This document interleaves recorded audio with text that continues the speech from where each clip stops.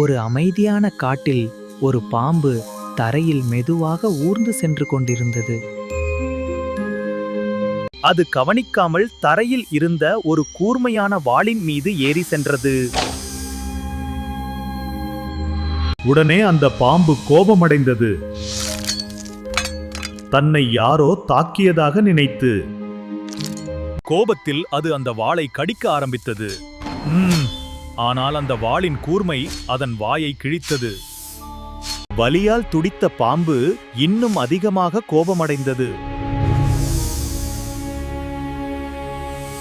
அந்த வாளை ஒரு பெரிய எதிரி என்று நினைத்து தன் முழு பலத்தையும் பயன்படுத்தி அதை சுற்றி இறுக்கமாக பிடித்தது. எவ்வளவு பலமாக வாளை சுற்றி பிடித்ததோ அவ்வளவு ஆழமாக அந்த வாளின் கூர்மை அதன் உடலை கிழித்தது.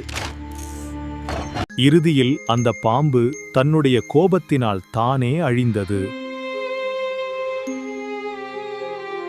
வாழ்க்கையில் பிரச்சனையின் காரணம் சிறியதாக இருக்கலாம், ஆனால் நாம் காட்டும் கோபம்தான் பெரிய அழிவை உருவாக்கும். தன்னை கட்டுப்படுத்த தெரிந்தவன்தான் உண்மையான வெற்றியாளர்.